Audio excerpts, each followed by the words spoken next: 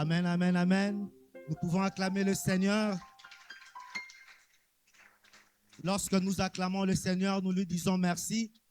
Merci de fait que nous soyons là. Merci de ce que ce matin nous sommes là dans ta présence. Reçois la majesté, la louange qui t'est due. Amen. Nous rendons donc grâce à Dieu pour sa présence et nous lui disons merci pour ce choix qu'il a porté sur nous ce matin pour porter sa voix. Nous ne voulons pas parler de nous-mêmes, car nous voulons qu'au travers de nous, la voix du Seigneur, la voix de Dieu soit entendue. Nous voulons également remercier le pasteur Dadi, notre pasteur, pour la confiance qu'il nous fait. Et nous voulons être dignes de cette confiance et nous le bénissons de là où il est en mission. Nous disons également merci à vous, à nous tous qui sommes là ce matin, et également à ceux qui nous suivent sur Internet. Nous vous disons merci parce que vous êtes là et que nous voulons ensemble écouter ce message et cette parole de Dieu. Nous allons vous proposer 2 lectures. La première, c'est dans les livres de 1 roi. 1 roi, nous lirons du verset 41 au verset 46. La deuxième lecture, c'est dans les livres de Galates, chapitre 5, à partir du verset 16. Nous irons jusqu'au verset 23. 1 roi 18, 41 à 46. Nous lisons. La Bible, c'est Louis Ségon, la version Louis Ségon.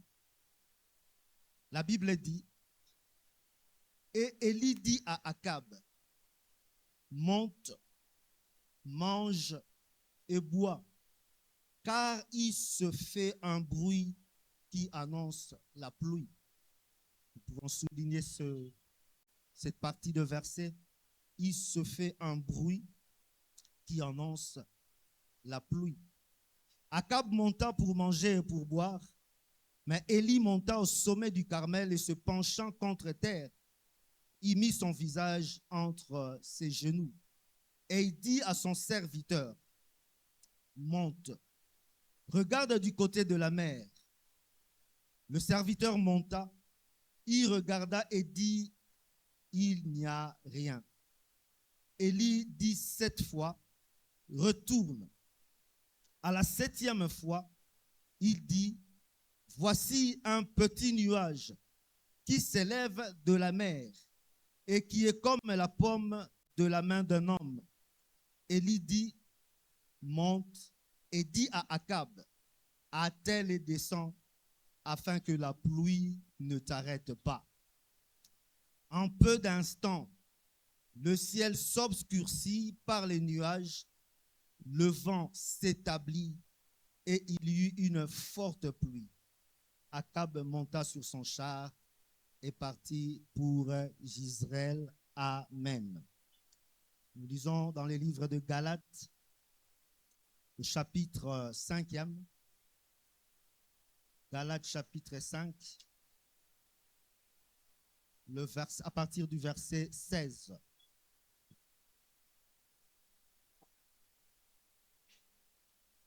Je dis donc, marchez selon l'esprit et vous n'accomplirez pas les désirs de la chair, car la chair a des désirs contraires à ceux de l'esprit et l'esprit en a de contraires à ceux de la chair. Ils sont opposés entre eux afin que vous ne fassiez point ce que vous voudriez. Si vous êtes conduits par l'esprit, vous n'êtes point sous la loi. Or, les œuvres de la chair sont manifestes. Ce sont l'impudicité, l'impureté, la dissolution, l'idolâtrie, la magie, les inimitiés, les querelles, les jalousies, les animosités, les disputes, les divisions, les sectes, l'envie, l'ivrognerie, les excès de table et des choses semblables.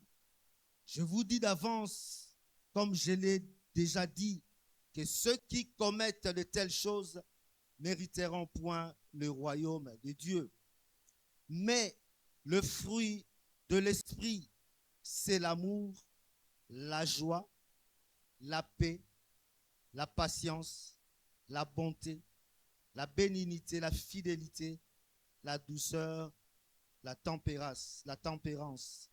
La loi n'est pas contre toutes ces choses. Acclamons pour la parole de Dieu. Alléluia. Le livre de 1 roi, comme son nom peut le dire, nous parle des rois, nous parle des règnes, nous parle de la succession de rois. Et dans 1 roi, on nous parle des rois à partir du roi David, à la fin de la vie du roi David, ou disons à la mort du roi David, jusqu'au moment où le royaume a été scindé, parce que vous savez que son fils Salomon avait fait scinder le royaume à cause du péché. Et la période qui nous intéresse ici, c'est la période où le règne du roi Akab. La période du roi Akab, c'est donc à partir du chapitre 16e. Les premiers chapitres concernent beaucoup plus son fils. Et le roi Akab a régné pendant 22 ans. Nous sommes donc là, je vais faire d'abord une restitution parce que nous avons commencé la lecture au chapitre 18, mais il y a eu avant autre chose. Je vais donc décrire le contexte et nous reviendrons sur notre texte. La Bible dit que Akab, fils d'Omri, fit ce qui est mal aux yeux de l'Éternel plus que tout ce qui avait régné avant lui. Et cette phrase, vous allez le voir, nous allons le voir, nous le voyons plus souvent revenir, tout le temps revenir, qu'il fit mal aux yeux de l'Éternel. Akab fit mal aux yeux de l'Éternel. Et comme si cela ne suffisait pas, Akab va épouser Jézabel, qui était une étrangère, qui était la fille de roi sidonien. À cause donc de l'alliance avec Jézabel, Jézabel va amener les pratiques de Dieu Baal en Israël. Et le roi Akab va donc servir Baal. Il va se prosterner devant Baal. On va construire les temples de Baal. On va inviter les prophètes de Baal à la table du roi. Et le prophète de l'Éternel, ils sont soit en fuite ou ils sont soit tués. On va construire des autels pour Baal. Il y avait donc idolâtrie et cela va irriter l'Éternel. L'Éternel fut donc irrité et nous sommes maintenant au chapitre 17. Au verset 1er, l'Éternel envoie Élie pour donner un message à Akab. Élie va voir Akab et il lui dit, l'Éternel est vivant, le Dieu d'Israël dont je suis le serviteur. Il n'y aura ces années-ci ni rosée ni pluie, sinon à ma parole. Ni rosée ni pluie. Lorsqu'il y a sécheresse, trop souvent, ça s'arrête à ni pluie. Il n'y a pas de pluie à la sécheresse. Mais la rosée, il y en a. La rosée, c'est l'eau qu'on voit le matin sur la pelouse. C'est l'eau qu'on voit, l'humidité. Cette humidité-là est très importante pour l'environnement, pour les herbes et même pour que la vie puisse continuer. Mais cette fois-ci, avec la sécheresse annoncée par Élie, il n'y aura même pas la rosée. Ce qui veut dire que ça sera une sécheresse rude, une sécheresse dure, une sécheresse qu'on n'a jamais vécue. Et lorsqu'il y a la sécheresse, il y a la famine, il y a la maladie, il y a l'affaiblissement, il y a le mouvement de peuple. Et Élie lui-même aussi a subi cela. Parce qu'Élie n'était plus fixe, il n'était plus stable. Il était tantôt au Kérite, tantôt il était chez la veuve, tantôt il était encore ailleurs, tantôt il était nourri par des corbeaux. Donc ça veut dire simplement que lorsque il y a la sécheresse dans la vie de quelqu'un, lorsqu'il y a la sécheresse, il y a des mauvaises choses. Je voudrais ici ouvrir une parenthèse qu'on va rapidement fermer. Nous voyons qu'à cause du péché de Akab, le peuple va souffrir. Lorsque nous prions pour les nations, lorsque nous prions pour les autorités, lorsque la Bible nous recommande de prier pour les autorités, cela, c'est à cause de ceci. Lorsqu'à la tête de votre nation, lorsqu'à la tête de votre groupe, lorsqu'à la tête de votre maison, le chef, le responsable, fait entrer le péché, les conséquences ne se limiteront pas sur lui, mais les conséquences iront jusqu'à tous. Et ici, le peuple d'Israël est en train de souffrir. Pourquoi? Parce que Akab, qui était roi, a fait rentrer l'idolâtrie dans le pays. Alléluia. Le roi va donc, la famine sera donc là, elle sera très rude. Puis, il y aura une deuxième rencontre. Nous sommes là au verset 18. Au verset 18, maintenant, l'Éternel va encore demander à Élie de voir pour une seconde fois Akab. Pour la première fois, il a vu Akab pour lui annoncer la sécheresse. Il n'y aura ni pluie ni rosée. Mais la deuxième rencontre, Élie, Akab, c'est donc au chapitre 18. La Bible dit, dès le premier verset, que bien des années se sont passées, bien des années se sont écoulées, c'était à peu près 3 années et demie ou 3 années. Il y avait famine en Israël. Et Élie va se présenter cette fois-ci pour annoncer la pluie. Alléluia. Élie va donc dire à Akab, la Bible nous dit, bien des jours s'écoulèrent et la parole de l'Éternel fut adressée à Élie dans la 3e année. Va, présente-toi devant Akab et je ferai tomber la pluie. Je ferai tomber la pluie. La pluie était fermée par la parole de Élie. La pluie va aussi être débloquée par la parole d'Élie qui ne faisait qu'annoncer la parole de l'Éternel. La pluie va revenir, mais il y a des préceptes, il y a des préalables plutôt. Il y a des préalables pour que la pluie revienne. Élie va dire à Akab, convoque toutes les familles d'Israël. Convoque les prophètes de Baal. Et que nous puissions, nous tous, nous rencontrer au mont Carmel. Là, il y aura une confrontation. Et le peuple devra dire qui est Dieu. Est-ce l'Éternel qui est Dieu? Est-ce Baal qui est Dieu? Parce qu'il y avait une confusion en Israël. La famine a fait que le peuple était dans la confusion. Il était tantôt chez Baal, tantôt chez l'Éternel. Baal qui devrait annoncer le retour de la pluie, il ne l'a pas fait. La souffrance était donc grande, la famine était donc grande. L'Éternel veut maintenant que l'on sache qui est réellement Dieu en Israël. Élie va donc dire à Akab que les prophètes de Baal prendront un taureau.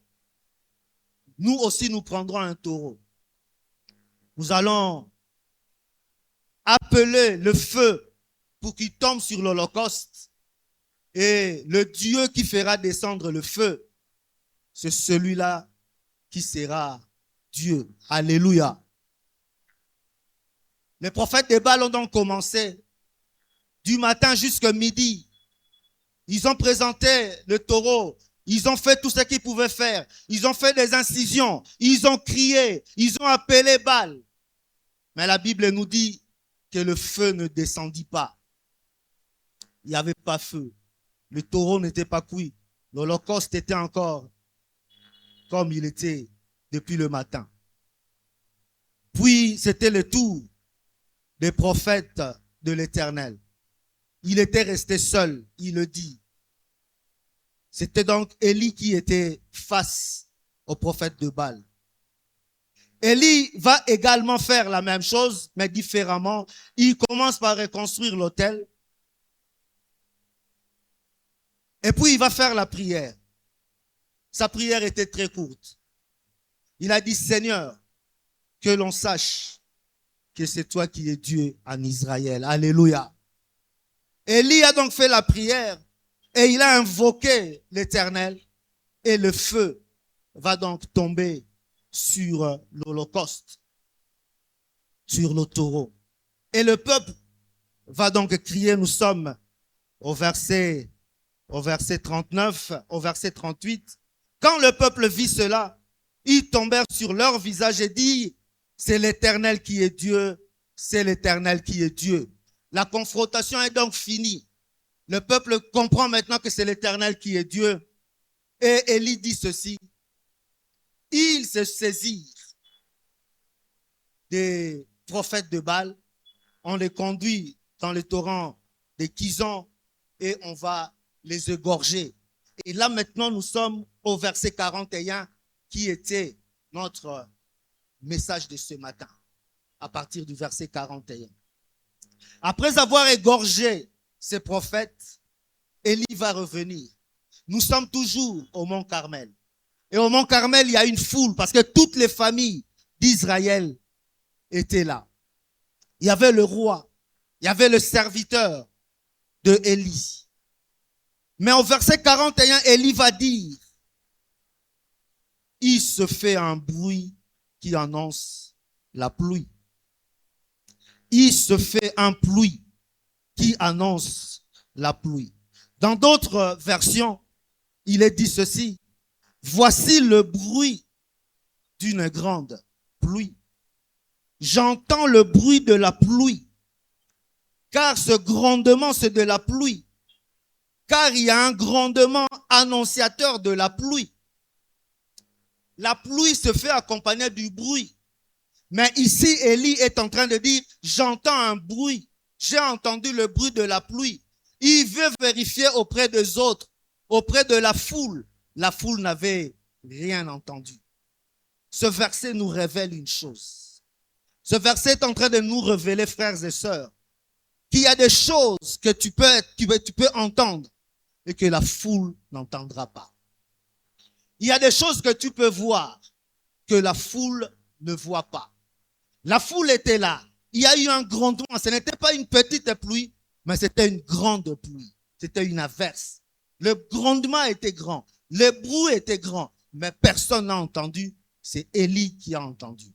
Et je voudrais dire, mon frère, ma sœur, ce matin, si tu es prêt, alors que les choses vont parler, alors que les chants ont été passés, alors que ce message va passer, si tu es prêt, si tu es préparé, tu entendras des choses que les autres ne vont pas entendre.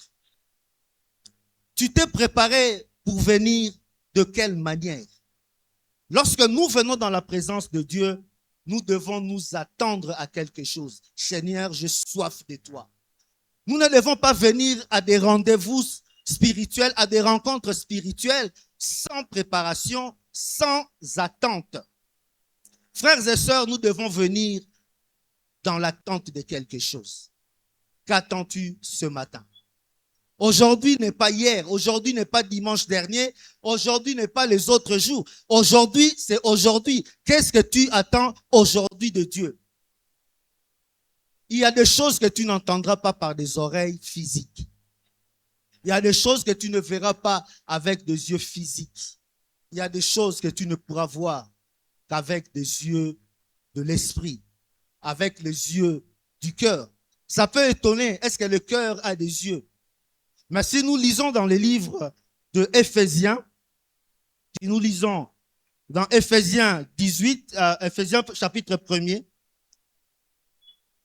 Paul parle aux Éphésiens. Voici ce qu'il est en train de leur dire. Éphésiens, il dit ceci, à partir du verset 15e. C'est pourquoi moi, ayant entendu parler de votre foi au Seigneur Jésus et de votre charité pour tous les saints, je ne cesse de rendre grâce pour vous, faisant mention de vous dans mes prières. Il est en train de dire, lorsque je prie, je parle de vous au Seigneur. Pourquoi il parle d'eux au Seigneur? Le verset 17. Afin que le Dieu de notre Seigneur, Jésus-Christ, le Père de gloire, vous donne un esprit de sagesse et de révélation dans sa connaissance, et qu'il illumine les yeux de votre cœur. Alléluia. Il y a des yeux dans votre cœur. Illumine les yeux de votre cœur. Pourquoi? Pour que vous sachiez quelle est l'espérance qui s'attache à l'appel, quelle est la richesse de la gloire et de son héritage. Le Seigneur est en train de dire que dans vos cœurs, dans nos cœurs, nous avons des yeux. Et il veut éclairer ces yeux. Il veut éclairer ses yeux pour que nous puissions comprendre sa révélation. Alléluia. Il y a la révélation de Dieu qu'on ne va pas comprendre avec le sens physique. Il y a la révélation de Dieu, une partie de la révélation de Dieu qu'on ne peut comprendre qu'avec les yeux du cœur, avec les oreilles du cœur. C'est pourquoi vous entendrez du bruit, mais dans ce bruit, vous entendrez des messages qui sont dus à vous. Alléluia. Mais il faut être préparé pour cela. Écoutez dans le cœur. Le sous-thème que nous voulons donner ce matin, c'est la sensibilité au Saint-Esprit. Sensibilité au Saint-Esprit ou être sensible au Saint-Esprit. Alléluia. Nous voulons dire ce matin que nous devons être sensibles à ce que dit le Saint-Esprit. Notre thème de l'année, notre thème général, c'est la marche par l'Esprit. Et le pasteur a beaucoup enseigné sur ça. D'autres orateurs sont venus également nous enseigner sur ça. La marche par l'Esprit, ça commence par la nouvelle naissance. Alléluia. La nouvelle naissance, c'est la foi qui dit « Je te reçois comme mon Seigneur et comme mon Sauveur ». C'est par la foi. Dès qu'on a fait cette déclaration, il y a l'Esprit qui est en nous, qui vient en nous. À partir de ce moment, on est une nouvelle créature. On se demande comment on est une nouvelle créature alors que le corps n'a pas changé, l'âme n'a pas changé, mais c'est l'esprit qui a changé. Donc lorsqu'on dit qu'on est une nouvelle créature, c'est par l'esprit que nous sommes une nouvelle créature. L'âme suivra, le corps suivra. Il suivra comment? Lorsque la parole de Dieu sera en nous, nous aurons le renouvellement de l'intelligence et ce renouvellement de l'intelligence fera que notre âme aussi va changer. Et lorsque nous avons l'esprit en nous, nous devons obéir aux directives de l'esprit. Nous devons obéir aux instructions de l'esprit. Lorsqu'on obéit aux instructions de l'esprit, nos vies en ce moment-là vont manifester les fruits de l'esprit. Alléluia. Les fruits de l'esprit, on a parlé de l'amour, de la joie, de la patience. Et cela doit se voir de l'extérieur. Il y aura des témoignages. Les gens vont dire, il n'est plus comme il fut. Il ne fait plus ceci. Alors qu'autrefois, il s'énervait facilement. Alors qu'autrefois, il répondait directement. Mais les fruits de l'esprit ont fait maintenant que vous avez une certaine tempérance. Vous savez, la maîtrise de soi. Au-delà de marcher dans l'esprit, il y a la sensibilité à l'esprit. La sensibilité à l'esprit, c'est cette capacité que le Saint-Esprit te donne pour entendre, pour parler, pour écouter. C'est cette capacité que le Saint-Esprit te donne pour comprendre des choses spirituelles. Il y a des choses qui vont se passer, on ne peut le comprendre que par la sensibilité spirituelle ou la sensibilité au Saint-Esprit.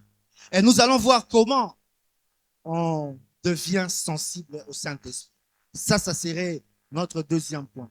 Mais le premier point ici, c'est de voir des modèles, de gens qui se sont laissés conduire par le Saint-Esprit, des gens qui ont entendu le Saint-Esprit et qui vont eux aussi nous enseigner la sensibilité à l'esprit.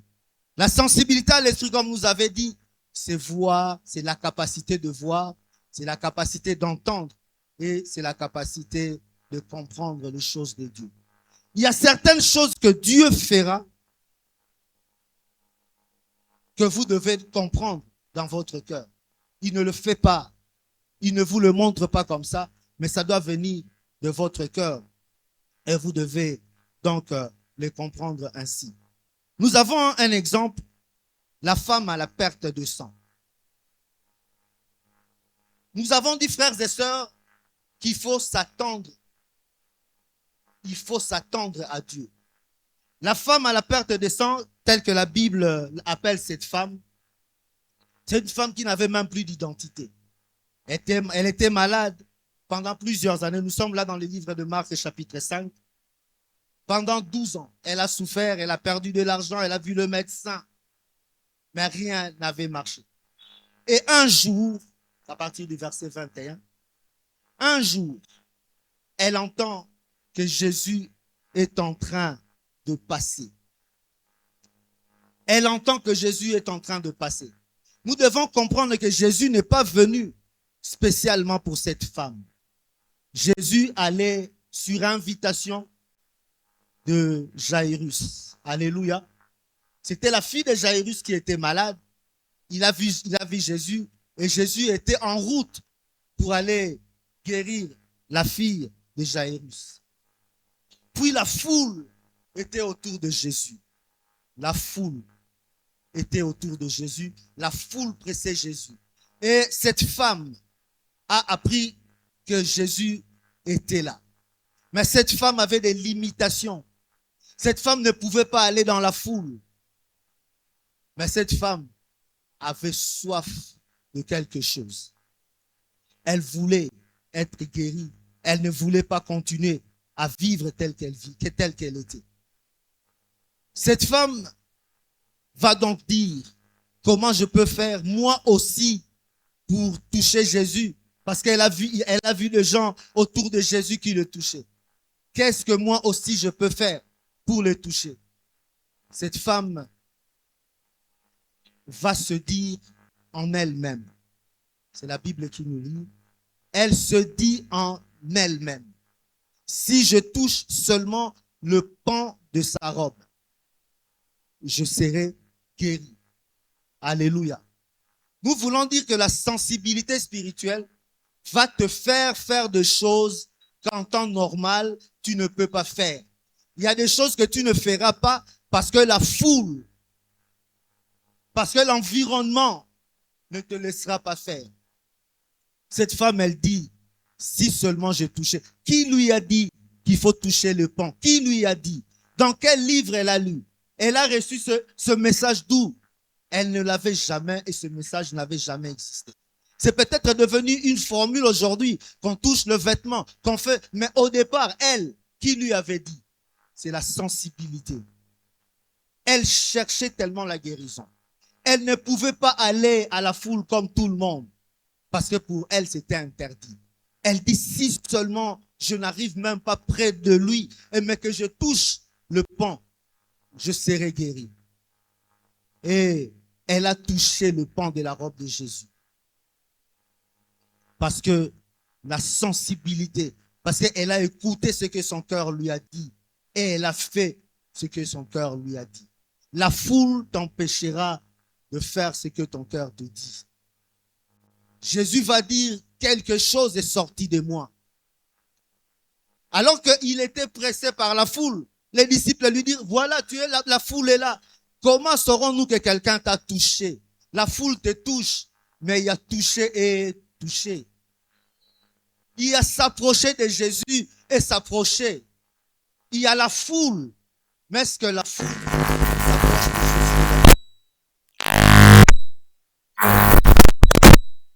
Qu'attends-tu? Que veux-tu recevoir? Tu as toujours dit que dans la présence du Seigneur, j'ai besoin de ceci. Qu'attends-tu? Cette femme, elle a vu Jésus. Et elle a dit, le jour où je verrai Jésus, je demanderai ma guérison. Alors que Jésus était là, son cœur, elle a eu la sensibilité dans son cœur le cœur, c'est l'esprit. Il y a toujours cette confusion-là. Ce n'est pas une confusion, mais le cœur, c'est à la fois l'esprit. Il y a une partie aussi qui est émotion, mais nous parlons de la partie esprit. Donc, son esprit a fait qu'il a touché Jésus. Et lorsqu'elle vient à Jésus, Jésus l'appellera ma fille. Alors que pendant des années, elle avait perdu son identité. Ma sœur,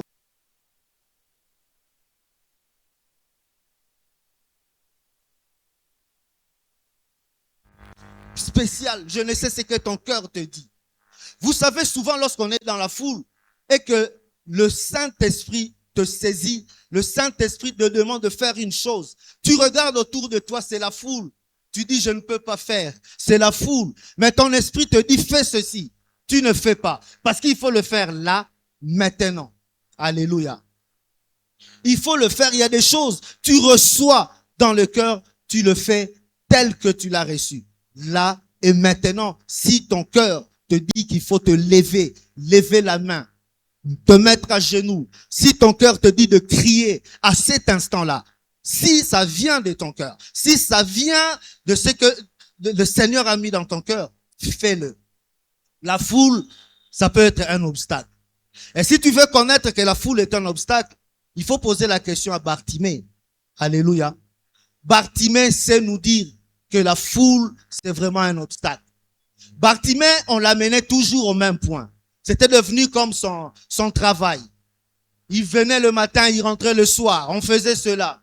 Un jour aussi, Bartimée va se retrouver toujours au même point où il était et Jésus passait. Jésus n'était pas non plus venu pour Bartimée. Mais lorsque Jésus est en train de passer, mon frère, ma sœur, il peut s'arrêter pour toi. Il peut s'arrêter parce que tu es là. Et ce matin, Christ peut s'arrêter parce que tu es là. Christ peut s'arrêter parce que dans ton cœur, tu as la soif de lui. Et cette soif fait, alors qu'il devait arriver quelque part, mais il s'arrête pour toi. Bartimée va donc crier lui aussi. La femme n'avait pas crié, mais Bartimée va crier. Bartimée va dire, Jésus, fils de David, aie pitié de moi. Aie pitié de moi. La foule va lui dire, tais-toi. Tais-toi. Ici, on n'est pas dans vos églises là où on fait des bruits. Ici, on est dans telle communauté. Il y a le protocole. Dans cette communauté, on ne crie pas. On ne fait pas ceci. Tu entends ce que la foule te dit ou tu veux faire ce que ton cœur te dit. La foule peut être un obstacle pour toi. Alléluia. Bartimée devait se taire aussi parce qu'il sait que c'est ça, c'est là où il vit. Mais Jésus avait déjà entendu lorsque Bartimée avait crié. Jésus va dire, laissez-le venir. Bartimée va donc courir et aller vers Jésus. Et voilà la foule. Qu'est-ce que la foule va faire à cet instant? Il va encore aller chez Bartimée pour lui dire, vite, lève-toi, vite. La foule, c'est ça le travail de la foule. Alléluia. La même foule qui le matin t'interdira, c'est la même foule qui le soir te dira autre chose. La même foule qui avait suivi Jésus, mais la même foule avait dit, crucifiez-le. Alléluia. La foule ne peut pas être un obstacle dans toi. Sortez de la foule, frères et sœurs. Sortez de la foule. La sensibilité spirituelle, lorsqu'elle te prend, elle te fait faire des choses que tu ne peux pas faire lorsque tu es dans les naturels. Alléluia. La sensibilité spirituelle, elle te permet aussi de discerner des choses. Discerner des choses par la sensibilité au Saint-Esprit. Tu peux distinguer des choses. Discerner, ça veut dire séparer, ça veut dire trier, ça veut dire distinguer par l'esprit. Distinguer la vérité de l'erreur, distinguer le bien du mal. Le discernement va t'aider lorsque tu n'as pas de discernement, tu ne vas pas avancer. Mais le discernement, c'est aussi la sensibilité du cœur. Nous pouvons lire cela dans le livre de Actes chapitre 16. On peut le lire dans Actes chapitre 16. Je ne veux pas m'arrêter sur ça pour le temps. Il s'agit là de Paul et de Luc. Paul et Luc étaient en face d'une femme, une servante, entre guillemets. Mais cette servante avait l'esprit de Python. Nous sommes dans Actes chapitre 16, verset 16-18. Cette femme avait l'esprit de Python. Et cette femme va dire, pendant le jour, elle va toujours dire, ces hommes sont des serviteurs de Dieu très haut. Ces hommes sont ouins. Ces hommes sont de Christ. Ces hommes vous montrent la voie du salut. Est-ce que ce que cette femme disait était fausse? Elle disait la vérité que Paul, Luc et les autres étaient là pour montrer la voie du salut. Mais quel est l'esprit qui était en dessous? Tu ne peux découvrir cet esprit-là que quand tu as la sensibilité spirituelle. La sensibilité spirituelle, il y a quelqu'un qui vient, qui parle, qui te dit des choses qui ne sont pas fausses. Faisons attention à beaucoup de prophètes. Beaucoup de prophètes, c'est qu'ils disent, c'est la parole de Dieu, on peut confirmer. C'est écrit dans la Bible. Mais quel est l'esprit? Quel est l'esprit qui conduit ces hommes qui sont en train de prophétiser? Quel est l'esprit? Et ça, tu ne peux découvrir que lorsque ton cœur est sensible. Dieu va te donner soit d'écouter, soit de voir. Tu dois sentir, tu dois voir et tu dois comprendre que cet homme qui vient toujours chez moi, qui me parle toujours de telle manière, qui me parle toujours des autres, c'est vrai ce qu'il me dit, mais il y a un mauvais esprit. Et la sensibilité va donc te permettre d'évaluer les intentions. Alléluia. Lorsque tu vis dans une communauté, lorsque tu vis, tu dois évaluer les intentions des gens. On peut être là, mais les intentions des gens, tu peux l'évaluer par la sensibilité spirituelle. Alléluia. Il y a des mauvaises intentions. Il y a des flatteurs, comme cette femme. Elle était flatteur, si on lit bien. Elle avait l'esprit de Python. Elle avait l'esprit qui prédisait l'avenir. Et derrière elle, il y avait des gens. Si on lit bien la Bible, si vous allez voir qu'il y avait comme une société, comme une compagnie. Cette femme, aujourd'hui, nous allons l'appeler escroc. Parce qu'ils existent encore aujourd'hui. Des gens qui étudient, qui font de la psychologie. C'est qu'il y a une science qui est louable. Mais qui, quand ils vous parlent, ils prophétisent cela et ils vous font croire que ça vient de Dieu. La sensibilité spirituelle va vous donner d'évaluer. Nous avons également un autre exemple, une autre illustration. C'est dans le livre de Matthieu. Matthieu au chapitre 16. Il s'agit de Pierre. Alléluia. Nous sommes ensemble. Il s'agit de Pierre, disciple de Jésus. Matthieu chapitre 16. Un jour, Jésus va poser la question à ses disciples. Qu'est-ce qu'on dit que je suis? Qui dit-on que je suis? Matthieu 16, à partir du verset 13, à partir du verset 13. Oui, c'est ça, à partir du verset 13, Jésus dit, qui dit-on que je suis? Moi, le Fils de l'homme. Qu'est-ce que les gens disent que je suis? Ils ont commencé à parler. Tu es Jean-Baptiste. Élie, les gens disent que tu es Jean-Baptiste. Les gens disent que tu es Élie. Les gens disent que tu es un prophète ressuscité. Jésus se tourne vers les disciples.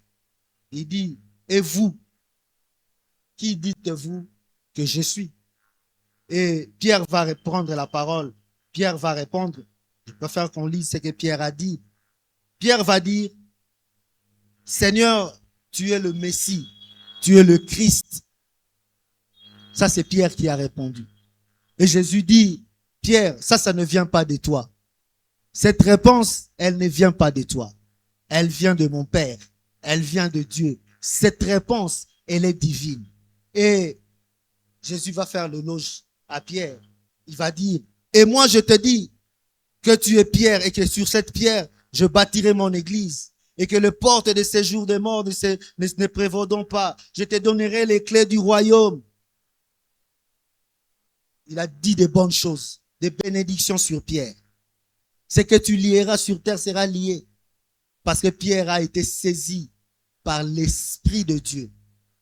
Mais plus tard, quelques versets plus tard, ça va être l'hécatombe. Alléluia. Ça sera toujours Jésus. Il commence à annoncer sa souffrance. Il commence à annoncer qu'il va être tué, qu'il va mourir et qu'il va ressusciter. Pierre l'entend. Pierre dit, ça ne sera pas comme ça. Ah, Dieu te plaise, Seigneur, cela ne t'arrivera pas. C'était la volonté de Dieu. Mais Pierre va s'opposer à cette volonté pour Jésus.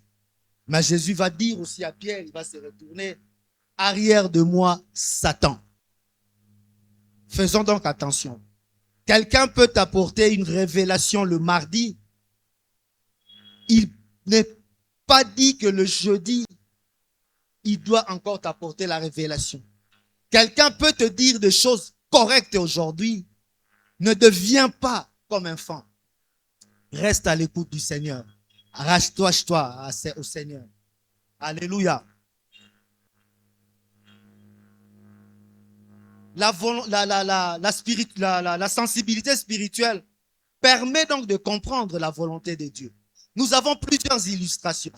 Nous avons les 12 espions qui sont allés également en Israël, au Canaan, qui ont regardé. Et là, je dirais une seule chose. Ils ont vu la même chose. Ils ont fait le même tour. Ils ont observé la même chose. Ils ont vu des géants, les mêmes choses. Mais ils n'ont pas regardé la même chose. Il y a une différence entre voir et regarder. Il y a une différence entre voir et regarder. Regarder, c'est avec attention. Lorsqu'ils voyaient des géants, pour eux, ils étaient des sauterelles. Par contre, pour les autres, c'était une opportunité pour montrer la grandeur de Dieu. La Bible dit que Caleb était animé d'un autre esprit. Nous avons encore un dernier. Il y en a beaucoup. La sensibilité spirituelle est donc très importante dans la vie d'un enfant de Dieu. La sensibilité spirituelle, c'est très important dans notre vie. Nous avons dans le livre de 2 Rois 4, chapitre 8, 2 Rois 4, 8 à 10, verset 8 à 10. Et là, nous avons le fils de la Sunamite. La Bible nous dit ceci, que cette femme voyait toujours des gens qui passaient. Elle voyait seulement des gens qui passaient. 2 Rois chapitre 4. Et un jour, elle va dire à son mari, faisons 2 Rois chapitre 4. 2 Rois chapitre 4, 8. Ok. À partir du verset, je vais être très rapide. Je crois que je n'ai pas pris la bonne référence, mais toutefois l'histoire, elle est connue. Elle va demander à... Elle a discerné. Elle voyait des serviteurs de Dieu. Elle va discerner. Elle va les inviter d'entrer dans sa maison. D'abord, c'était pour boire de l'eau. Ils passaient, il peut leur servir de l'eau. Et ensuite, il leur demande d'entrer dans sa maison. Viens manger chez nous. Chaque fois qu'il passait, il rentrait pour manger. Et puis il dit à son mari, faisons une chambre pour eux. Ils peuvent aussi se reposer. Je comprends que ces hommes qui passent, ce sont vraiment des hommes de Dieu. Et ça, c'est le discernement. Elle a donc discerné que ces hommes étaient des hommes de Dieu. Elle a fait entrer ces hommes dans sa maison. Et ces hommes qui sont entrés dans sa maison vont lui poser la question, qu'est-ce qui te manque? Elle dit, je ne manque de rien, j'ai tout. Je vis dans mon pays, je suis bien. Et le serviteur va dire simplement, cette femme n'a pas d'enfant et son mari est vieux. Et le serviteur va donc dire que l'année prochaine, à la même période, tu auras aussi un enfant. C'est le discernement. Avec ce que tu as dans la sensibilité de l'esprit, tu peux faire entrer de bons hommes dans ta maison. Mais tu peux aussi faire entrer, quand tu n'as pas discerné, tu peux aussi faire entrer de mauvaises personnes dans ta maison. Donc, tu dois avoir la sensibilité. Tu dois agir par rapport à la sensibilité. La sensibilité, elle est donc très importante dans notre vie. et nous devons la développer. La seule manière de la développer, c'est donc de grandir dans la croissance, de croître, de grandir dans la présence de Dieu. C'est de grandir dans l'intimité de Dieu. Tu ne peux devenir sensible que lorsque la croissance spirituelle croît. Permettez-moi de la tautologie.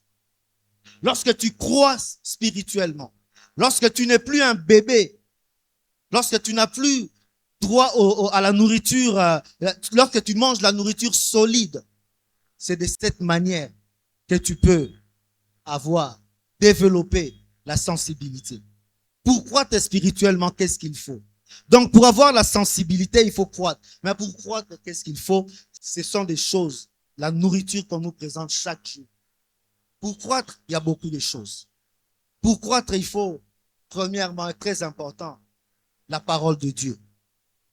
La parole de Dieu. Je commence pas par la prière. Je commence par la parole de Dieu. La parole de Dieu, il faut l'écouter, il faut la méditer, il faut l'étudier. C'est 3 volets. La méditation, c'est la méditation. L'écoute de la parole, c'est l'écoute de la parole. Il faut écouter la parole. Aujourd'hui, on a des audios, je ne sais pas comment on appelle, mais tu peux écouter. Autrefois, on pouvait prendre la Bible. Tu commences à lire la Bible à haute voix. C'est pour que tu écoutes. Dans d'autres églises, on le fait encore. On lit la Bible, on lit. C'est pour que tu écoutes. Parce que nous avons besoin de l'écoute. Tu dois écouter la parole de Dieu. La méditation, c'est ce que tu ressasses. Tu peux avoir un message, tu ressasses un verset. Ça, c'est méditer. L'étude de la parole de Dieu est importante. La parole de Dieu, il faut l'étudier. Pour l'étudier, il faut aller vers ceux-là qui connaissent, qui peuvent t'expliquer la Bible. Ils vont te parler de tous les contextes de la Bible. Et donc, la parole de Dieu est très importante. Si tu veux avoir la sensibilité spirituelle, si tu veux améliorer la sensibilité spirituelle, tu dois t'attacher à la parole de Dieu. Tu dois participer aux études bibliques. Les études bibliques sont importantes. Si tu ne connais pas tout cela, nous allons voir ça au deuxième point, la prière. Tu feras des prières émotionnelles. La prière doit être en accord avec la parole de Dieu. Si tu n'as pas la parole de Dieu, la prière que tu fais, ça peut même être une abomination. Il y a des choses que nous avons déjà acquises. Il y a des choses que Dieu nous a déjà données à la croix. Tu ne peux pas aujourd'hui te mettre à demander ces choses. Non. Aujourd'hui, lorsque tu parles de ces choses, c'est pour les acquérir parce que tu les as déjà. Alléluia. Si tu ne connais pas la Bible, tu vas rester dans les émotions, tu vas prier, tu vas commencer à dire, donne-moi ceci. Tu as déjà. Il y a des choses que nous avons déjà, frères et sœurs. Christ ne va pas retourner à la croix. Il est passé à la croix une fois, il nous a donné ces choses-là. Et aujourd'hui, nous ne devons pas lui demander de retourner encore à la croix. Il faut connaître la parole, il faut la lire, il faut la méditer et il faut l'étudier. Et c'est seulement là, le deuxième point, la prière. La prière, c'est important, mais c'est une prière en accord avec la parole. Lorsque la prière n'est pas en accord avec la parole, ça sera des mots. Et pour bien prier, il faut être discipliné, il faut avoir la persévérance et il faut également avoir la volonté. Si tu ignores ta parole, ta prière devient des émotions, ça devient des sentiments. Prier en accord avec la parole. Le troisième point, nous avons vraiment débordé, c'est la privation. Je ne veux pas parler des jeunes. Mettez ça entre parenthèses, jeunes. Lorsqu'on dit jeunes, les gens pensent directement à la nourriture. Il faut aller au-delà. Il faut aller au-delà. Lorsqu'on parle des jeunes aujourd'hui, le jeûne, c'est la privation. C'est pas seulement la privation de la nourriture, mais c'est la privation d'autre chose aussi.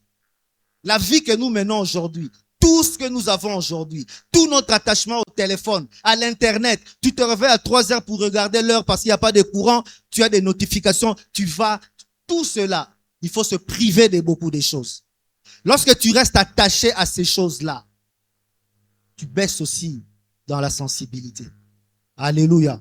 Tu dois laisser tomber certaines choses. La parole de Dieu ne doit pas tomber dans un milieu où il y a des soucis, où il y a des attachements à des biens de ce monde. Donc, lorsque nous parlons de la jeûne, il faut jeûner, mais il faut surtout se priver. Il y a bien des choses que nous devons abandonner. Il y a bien des choses que nous devons abandonner, même pour quelque temps. Parce que nous avons compris que ces choses deviennent, nous nous accrochons trop à ces choses. Ces choses-là deviennent comme une partie de nous. Lorsque je n'ai pas ça, non, il faut crucifier la chair. C'est lorsque tu crucifies la chair que l'esprit va monter. C'est lorsque tu fais monter l'esprit, la chair crucifie. Nous avons lu dans le livre des Galates que les deux sont en opposition. Il faut crucifier ta chair. Il faut laisser certaines choses. Il ne faut plus être attaché à ça. Si tu veux devenir sensible, tu dois crucifier ta chair. La sanctification, n'attristons pas le Saint-Esprit.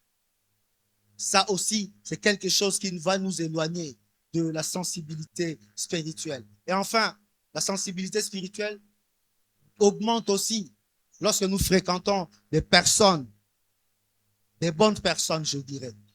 Lorsque nous fréquentons, lorsque nous sommes dans des réunions, lorsqu'on n'est pas éparpillé, on n'est pas dans tous les milieux. Nous avons besoin de nous contrôler et nous n'avons pas besoin d'aller partout. Au-delà de toutes ces choses, Dieu peut rendre ton cœur sensible. Malgré la présence des soucis qui étouffent tout ce que tu entends, mais Dieu peut te rendre sensible à l'esprit.